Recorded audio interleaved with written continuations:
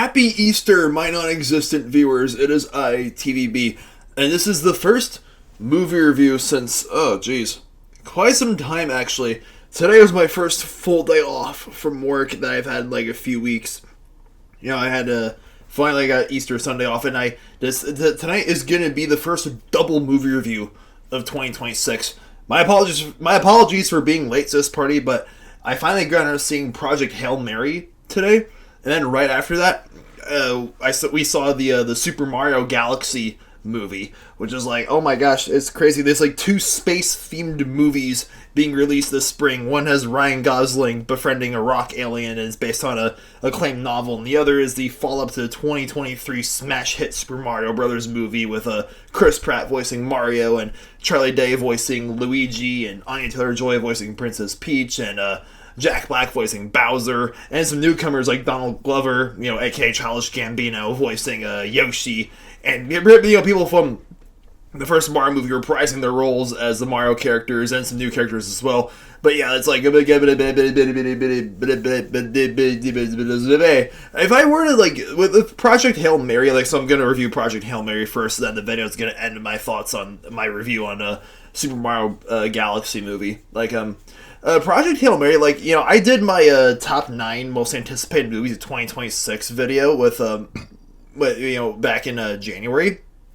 If that were to be a 10 list or an 11 list, I gotta say Project Hail Mary was a pretty close contender for actually being on a list, because I saw a trailer for it back then, and I was hearing the speculation and people hyping it up, and I was like, ooh, the trailer looked gorgeous, and I was like, wow, that looks it looks a lot like The Martian from 2015, only it's a human astronaut being stuck in space befriending a rock alien, and Ryan Gosling is just just genius casting for this role again, because Ryan Gosling has a knack for being the super the kind of actor who plays the male lead character, who's an absolute stud. He's a very attractive guy, but also plays nerdy, awkward, introverted kind of characters. And once again, he does that here as this astronaut being sent out into space because the sun is dying. And then he meets this rock alien who he simply names Rocky, his star is also dying. So they have to learn how to communicate with each other, sort of like the movie Arrival, from 2016. And it's just a really charming film. It is 2 hours and 37 minutes, so it's not the easiest film to watch. It's not a movie I would watch casually again, to be totally honest. It's a lot to get through, and it's based on a novel. I've been told that there are some things that the novel explains better than the movie does. And there's some narrative choices that I were made it a little harder to follow than I felt like. But at the same time, the film looks gorgeous. Cinematography, CGI, everything was just yes. And also, it almost got me to cry quite a few times, because the best part, the heart and soul of Project Hail Mary, is the friendship between Ryan Gosling's character and Rocky the alien. They're so wholesome throughout the film, and it's funny, and and when things go down, there's a lot at stake. No huge laser gun spaceship battle sequences required. Not every sci-fi film featuring aliens has to be Star Wars or Avatar or Independence Day, where it's huge humans versus aliens going to war and fighting over things. And at the same time, not every sci-fi film has to be an introspective, thought-provoking, CGI filled piece of a commentary on human nature and whether we're truly alone in this universe and stuff like that. And Project Hail Mary is definitely a ladder of is definitely in the latter category of those two types of sci-fi films featuring aliens that I just mentioned. I think it pulled it off to an absolute T. And yeah, like I said, this movie's been out for a few weeks, and if you haven't had the chance to see it yet, please give it a watch, because I'm giving Project Hail Mary an 8 out of 9 stars. It's a fantastic film. Now, on to Super Mario Galaxy movie. It's just to this day, I'm still kind of disappointed that the first Super Mario Bros. Movie didn't receive the Oscar nomination for Best Animated Feature, because I was hoping that the trailer for Because, that was like one of my favorite animated films of that year, and when I heard that it was getting a sequel, I thought at first that, like, I think Charlie Day mentioned something that there's going to be a Luigi's Mansion movie coming, but we got this instead, Super Mario Galaxy. I actually haven't, I don't remember playing the Super Mario Galaxy games as a kid, but I played the absolute heck out of Super Mario Bros. On the Wii, both on the Wii and the DS back in the day, as well as, like, Mario Kart. So it's like, Mario is an IP that has just meant a lot to me for as long as I can remember. And like I said, with all the at the start of the video with, like, Chris Pratt and the other actors, like, reprising their roles from the first film, and we got some new actors in.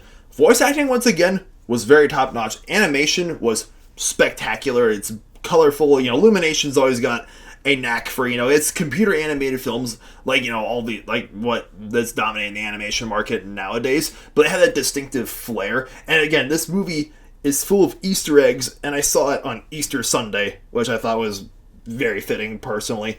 And like, and the whole world definitely feels alive. But I will say this, like, there are some things that I think this film does better than the first film, like how it expands on, like, the Mario world. With that being said, though, I can't help but agree with some people who have been saying this online, where they say that, like, hey, this should have been, like, the third film in the Mario franchise, the second film being a Super Mario World movie, which, that was, like, one of the most successful Mario games of all time back in the 80s.